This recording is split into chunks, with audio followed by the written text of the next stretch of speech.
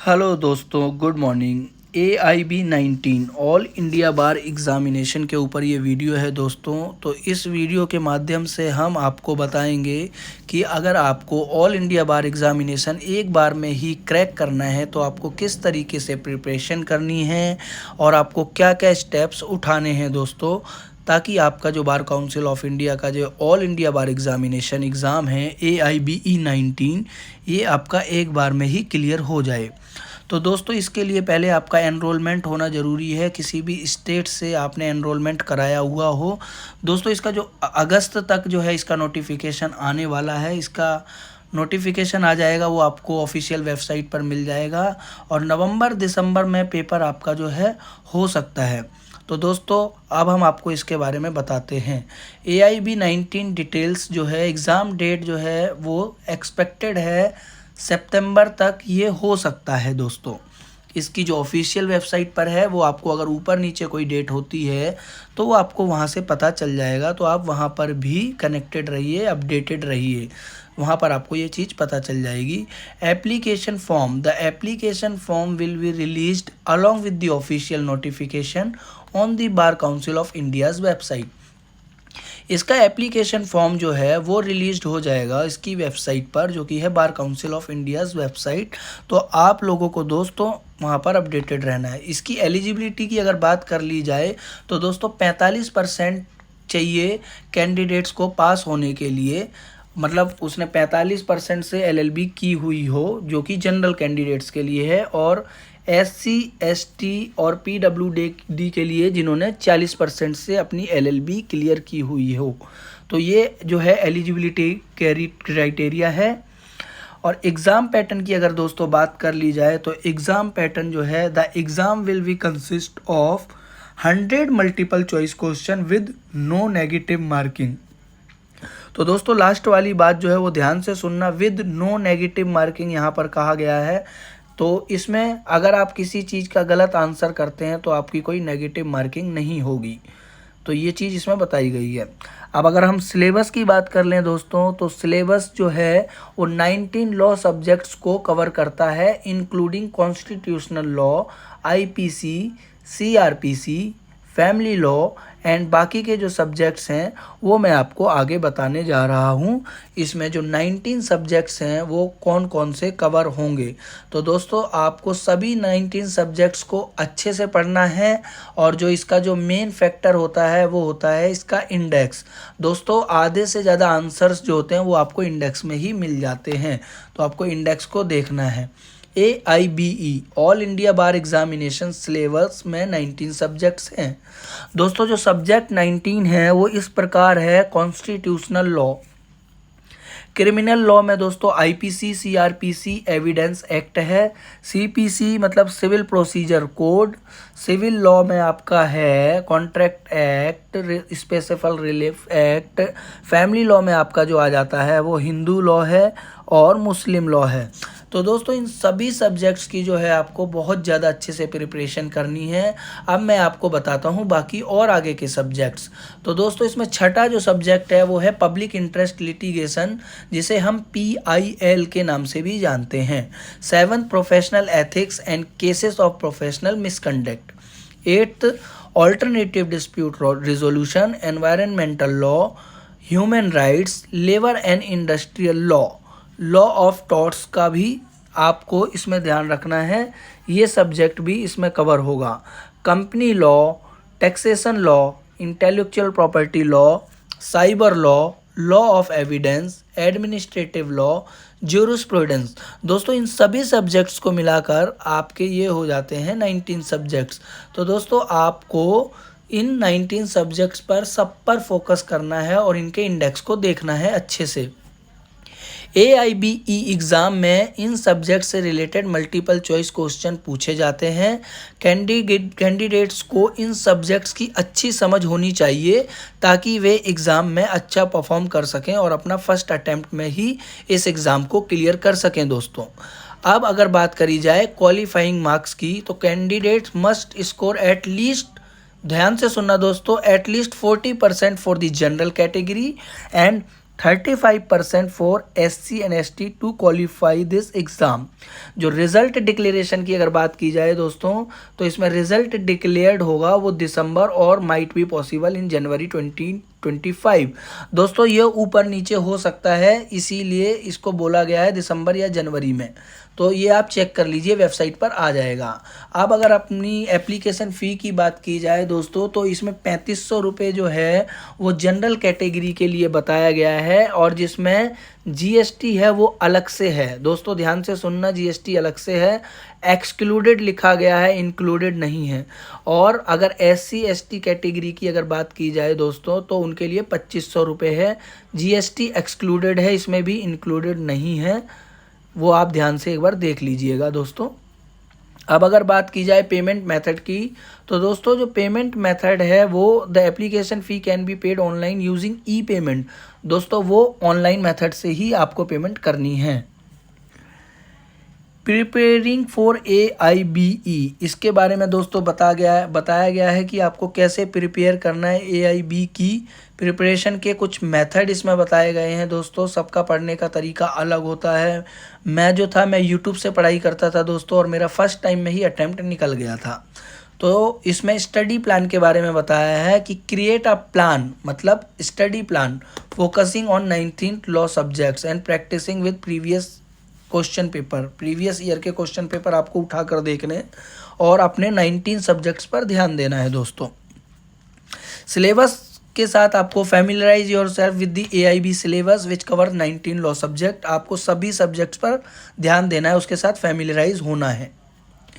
Practice with sample papers, आपको दोस्तों previous year के क्वेश्चंस पेपर को उठाकर देखना है और उसको रिलेट करना है। आप चाहे ऑनलाइन पढ़ते हैं, विकीपीडिया से पढ़ते हैं, आप उन क्वेश्चंस पेपर को रिलेट कीजिए, बार बार प्रैक्टिस कीजिए दोस्तों। लिख लिख के प्रैक्टिस करने से क्या होता है, आपकी जो मेमोरी रिकॉल पावर जो होती है वो इंक्रीज़ हो जाती है और आपको सारी चीज़ें याद रहती हैं।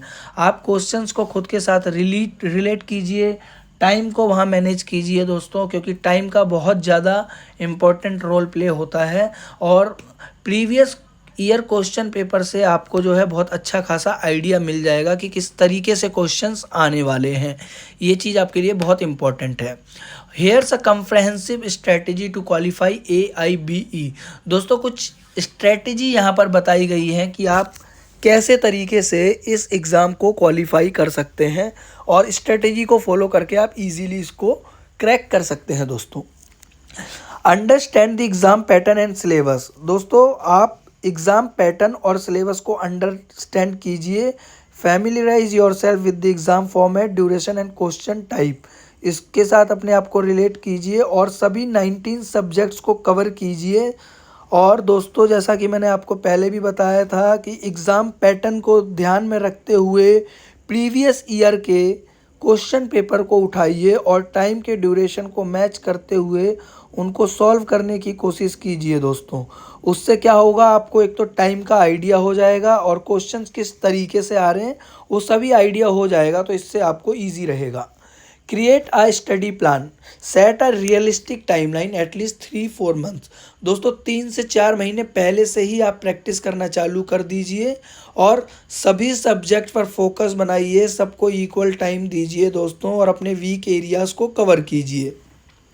Regular breaks and self assessment, अपना खुद का ही दोस्तों टेस्ट लीजिए ऑन रेगुलर बेसिस। अपने आप को खुद ही देखिए कि आपको पता चल जाएगा दोस्तों कि आपको अभी और कितनी मेहनत करने की ज़रूरत है। और मैं जो इसमें बताऊंगा, जैसा कि मैंने आपको स्टार्टिंग में बताया कि इस बार सबका जो है AIBE एग्ज़ाम क्लियर होगा, उसके लिए मैंने आपको अभी भी बता रहा हूँ। मैं हर बार मैंने वीडियो में बताया कि आप लिख लिख के तैयारी कीजिए दोस्तों। लिख लिख के तैयारी करने से आपकी जो रिकॉल मेमोरी होती है वो और ज़्यादा तेज़ होती है और आपको बहुत अच्छे से याद रहता है। आप कुछ मत कीजिए, 4-6 प्रीवियस ईयर के क्वेश्चन पेपर उठाकर देख लीजिए दोस्तों। आप उनको अगर सॉल्व कर लेंगे बार बार तो आपको ईजी रहेगा। Study material and resources, use recommended text book. दोस्तों इसके लिए जो बुक्स रिकमेंडेड है, मतलब आपके बेयरएक्स ही है ज़्यादातर, तो आप उनको पढ़िए और स्टडी गाइड्स को पढ़िए। ऑनलाइन रिसोर्सेज जैसे कि मैंने आपको बताया, आप विकीपीडिया से पढ़ सकते हैं, आप यूट्यूब से वीडियोस देख सकते हैं, रेफर टू बेयर एक्ट्स को रेफर कीजिए क्योंकि it's an open exam book test दोस्तों, तो आपको बेयर एक्ट्स की ज़रूरत बहुत ज़्यादा पड़ेगी। कमेंट्रीज एंड लैंडमार्क जजमेंट्स पढ़िए। Utilise online courses, video lectures and mock test. आप बेयर एक्ट्स पर बहुत ज़्यादा ध्यान दीजिए दोस्तों, क्योंकि एग्जामिनेशन सेंटर में ये एग्ज़ाम ओपन बुक टेस्ट है, तो आपको सिर्फ क्वेश्चन पढ़ना है। क्वेश्चन में अगर जैसे लिखा है चारों ऑप्शन मान लो आईपीसी से रिलेटेड हैं, तो बात जाहिर है कि आपको आईपीसी का बेयर एक्ट ओपन करना है दोस्तों। क्वेश्चन में ही आपको आधा आंसर समझ आ जाएगा, और जो बेयर एक्ट्स का इंडेक्स है दोस्तों, इंडेक्स में ही आंसर सबसे ज़्यादा दोस्तों मिलने वाले हैं आपको। तो इंडेक्स पर ही फोकस कीजिए, टेक्स्ट बुक को खोल के देखिए, बेयर एक्ट्स पर बहुत ज़्यादा ध्यान दीजिए। Focus on key areas, concentrate on frequently asked topics and questions, practice solving MCQ, emphasising understanding concept not just memorising. दोस्तों आपको कॉन्सेप्ट को अंडरस्टैंड करना है, ये नहीं है कि आपको रट्टा मारना है। उसकी प्रैक्टिस कीजिए, एमसीक्यू को समझिए, क्वेश्चन आपको समझ आ जाएगा तो आपको वही क्वेश्चंस जो हैं दोस्तों रिपीटेड होते हैं ज़्यादातर। आप 5-6 प्रीवियस ईयर के AIBE एग्ज़ाम को उठाकर देखेंगे तो आपके लिए इजी रहेगा। जब आप क्वेश्चन पढ़ रहे होंगे तो आपको याद आ जाएगा कि ये इसका आंसर ये होगा, आपने क्योंकि वो पहले से सॉल्व करा होगा। तो दोस्तों आपको मेहनत करनी है इसमें, और आपको फर्स्ट अटैम्प्ट में इसको निकालना है। प्रैक्टिस एंड रिवीजन की अगर बात करें तो दोस्तों आपको attempt, mock test, sample papers and previous year question paper, दोस्तों यही एक रामबाण इलाज है। Analyse your performance, identifying strength and weakness, revise and reinforce weak areas. दोस्तों आपको रिवीजन करनी है, अपने आप को एनालाइज करना है, अपनी स्ट्रेंथ और वीकनेस पर ध्यान देना है कि आपका कौन सा सब्जेक्ट वीक है। जहां आप वीकनेस फील कर रहे हैं वहां पर आपको और ज़्यादा फोकस की ज़रूरत है। और दोस्तों इसको सिर्फ पासिंग मार्क्स तक ना ले जाने की सोचें, और इसको बहुत अच्छे से अटैम्प्ट करें, बहुत इंटरेस्ट लेकर इसमें पढ़ाई करें, ताकि आपका जो है बहुत अच्छे से ये पेपर फर्स्ट अटैम्प्ट में ही निकल जाए दोस्तों। टाइम मैनेजमेंट दोस्तों सबसे बड़ा रोल जो है इसमें टाइम मैनेजमेंट का है, जो कि बहुत बड़ा इंपॉर्टेंट रोल प्ले करता है। Allocate time wisely during the exam. दोस्तों ज़्यादा टाइम नहीं होता है, 100 क्वेश्चंस होते हैं, सेकंड्स का काम होता है, कुछ सेकंड्स आपको मिलते हैं।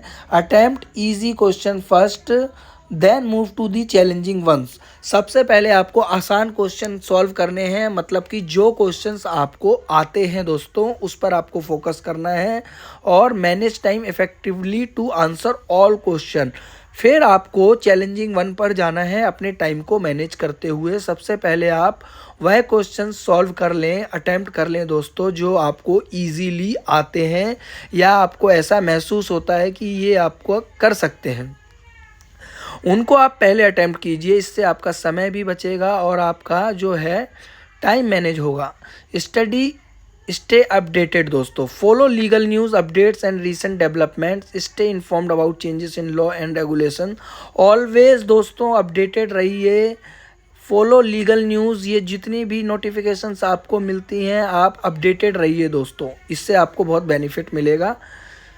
ज्वाइन अ स्टडी ग्रुप और coaching, consider joining a study group और coaching institute, benefit from group discussion, guidance and support. तो दोस्तों क्या होता है, जब हम ग्रुप डिस्कशन करते हैं तो हम क्या करते हैं, एक दूसरे को एक तो गाइड करते हैं, और इससे क्या होता है एक दूसरे को सपोर्ट मिल जाता है, जिसे जो चीज़ नहीं आती है वो सीख जाता है। जैसे दो लोग हैं, एक ए और बी, ए को कुछ आता है बी को कुछ आता है, तो दोस्तों जब वो आपस में डिस्कशन करते हैं तो एक दूसरे को गाइड भी कर लेते हैं और एक दूसरे का दोस्तों सपोर्ट भी हो जाता है। तो ये चीज़ बहुत ज़्यादा अच्छा है और इसमें बहुत फ़ायदा मिलता है। स्टे मोटिवेटेड एंड फोकस दोस्तों, ऑलवेज फोकस रहिए प्लस मोटिवेटेड रहिए। Set realistic goal and track progress, एक रियलिस्टिक गोल बनाइए और हमेशा पॉजिटिव रहिए, मोटिवेटेड रहिए एंड कमिटेड रहिए, और छोटे छोटी अचीवमेंट्स को आप सेलिब्रेट कीजिए। मान लो पहले 5 क्वेश्चन आपने सॉल्व किए तो आप सेलिब्रेट कीजिए छोटी छोटी खुशियों को भी। Review and refine, regularly review and refine your study strategy, adjust your approach as needed. हमेशा रिव्यू कीजिए दोस्तों, और जब भी ज़रूरत है दोस्तों। By following this strategy you will be well prepare to qualify AIBE and become a licensed advocate in India. Good luck दोस्तों। दोस्तों इस स्ट्रेटजी को आप फॉलो करके आप क्वालिफाई कर सकते हैं AIBE के लिए और लाइसेंस्ड एडवोकेट इन इंडिया, और आप एक अच्छे एडवोकेट बन सकते हैं इंडिया के लिए। वेरी बेस्ट ऑफ लक दोस्तों। इन चीज़ों को आप फॉलो करके आगे बढ़िए और फर्स्ट अटेम्प्ट में ही इस एग्ज़ाम को निकालिए दोस्तों। फर्स्ट अटेम्प्ट में निकालने से एक तो ये फ़ायदा होगा कि आपको एक तो साल आपका बेकार नहीं होगा और आपकी जो फ़ीस है वो भी बेकार नहीं होगी। तो दोस्तों आपको फ़र्स्ट अटेम्प्ट में निकालने के लिए ही इसमें जो स्ट्रेटजी मैंने बताई है, जैसा कि स्टार्टिंग में ही मैंने बताया था कि इस बार सब पास होंगे। थैंक यू वेरी मच दोस्तों and best of luck, good luck. दोस्तों चैनल को सब्सक्राइब कीजिए, लाइक कीजिए, शेयर कीजिए।